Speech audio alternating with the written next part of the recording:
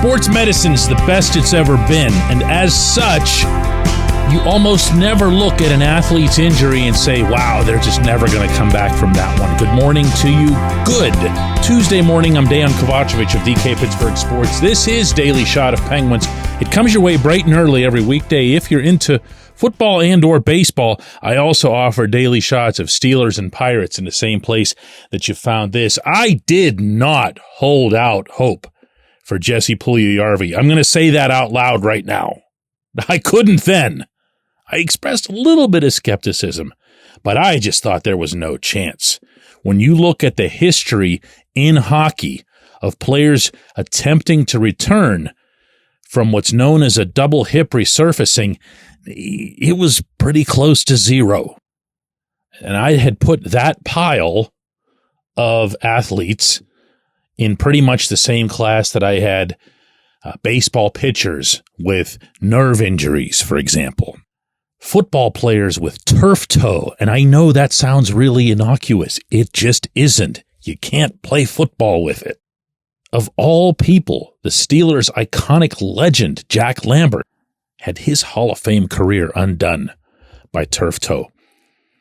The double hip resurfacing, I'm not going to get into all kinds of details or whatever, but let's just say that it's a pretty thorough procedure that forces a hockey player to essentially relearn how to skate, relearn how to do a lot of things. Your hips and the way they move are all new, all rebuilt. But then, in the past calendar year, there were at least two prominent examples in the sport of players returning from this and doing well. One was Patrick Kane, who had a terrific year in Detroit, and the other was Puljujarvi. Now, Puljujarvi's in a different stratosphere, obviously, hockey-wise, from Kane in terms of his achievements, in terms of, well, pretty much everything. But he was a number 4 overall pick in the NHL draft. He is someone with uncommon size as related to his speed, and he is someone who's got some skill, got some serious skill. So when the Penguins picked him up in mid-season off of what could just best be described as a medical tryout, I guess you could call it. They kept signing him to new and smaller deals to try to keep him around to see if he could get it together. He went to Wilkes-Barre Scranton. He got it together. He came to Pittsburgh. He showed okay at times, fell out of favor, came back, and then later in the season, I thought he was pretty good. I'm not going to go overboard with it. But if I step back from it and remember that the principal goal as it related to this young man was just to get playing again and show that you could hold up, show that you could still demonstrate some of those high-end traits that made him the number 4 overall pick in the draft. This episode is brought to you by Bet Online, your number one source for all your summer sports needs this season, from Major League Baseball, golf, NHL, NBA playoffs. Get the latest odds and lines, including all team matchups, player props, odds on just about everything that's out there. Head to the website today or use your mobile device to get in on the action. Bet Online, where the game starts.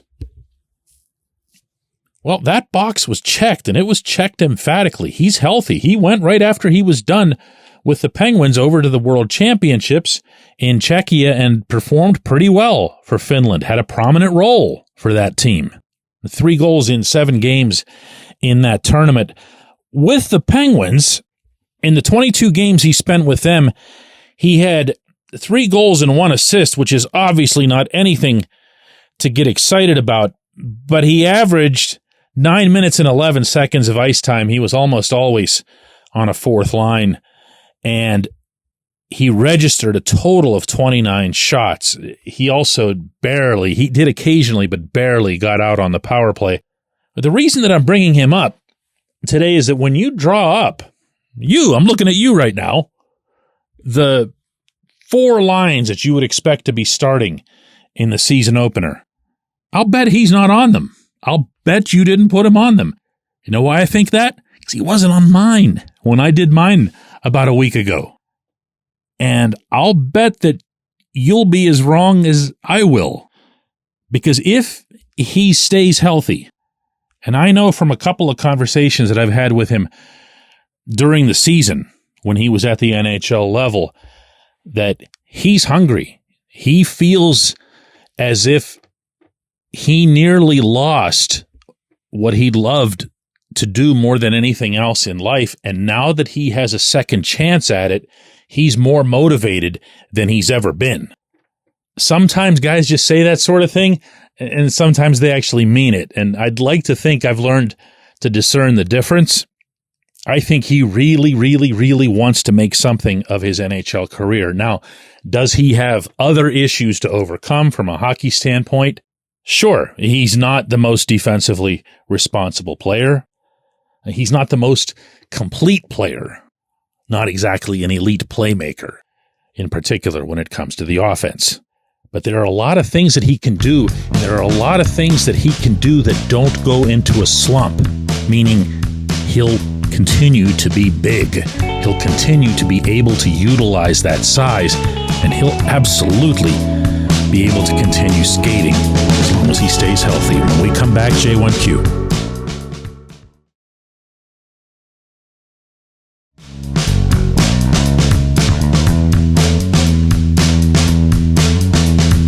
Today's J1Q comes from Ed, who says, DK, should they bring back Daniel Sprong? I always liked his offensive skills.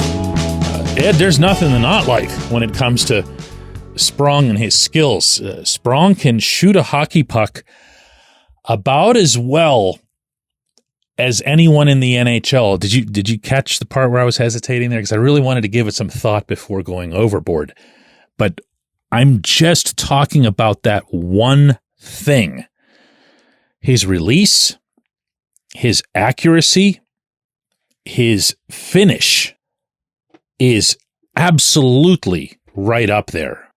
Now, does that mean he's a better scorer than, let's say, Sam Reinhart, who pumped home 57 for the Panthers? No, of course not. There's a lot that goes into goal scoring. But from a pure shooting standpoint, including, maybe notably, from a distance, this, I was going to call him a kid, but he's 27 now. Think of him still as a kid because he was drafted here. But he's up there. He's up there. And what's more, he's gotten results to show it. This isn't, something that you're looking at from a prism of potential. Sprong, this past season for the Red Wings, played 76 games, had 18 goals and 25 assists. That's not bad, okay? You'll take someone who's in the range of being a 20-goal scorer, provided they don't kill you in other contexts. He was a -5, which isn't the end of the world. The Red Wings weren't very good.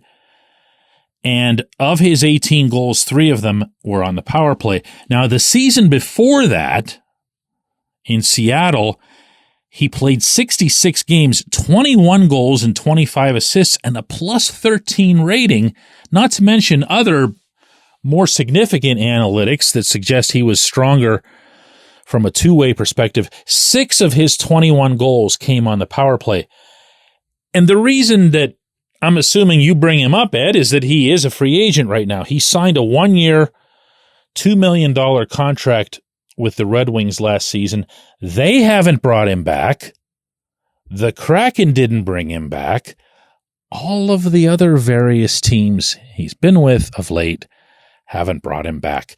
And that's really where the Sprong discussion ends up getting stuck in a ditch, including his departure from Pittsburgh. Mike Sullivan saw the same thing the rest of us did in terms of his finish, in terms of his ability to score goals.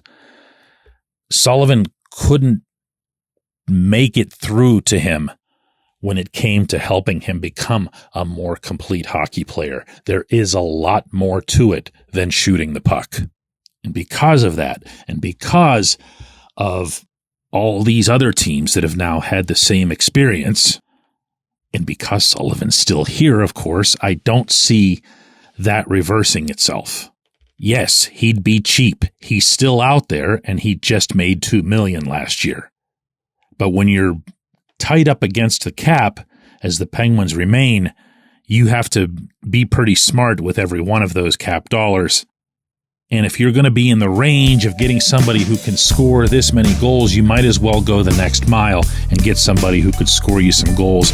And again, to use this term, be a more complete player than what Sprong's been at the NHL level. I appreciate the question. I appreciate everybody listening to Daily Shot of Penguins. We're going to do another one of these tomorrow.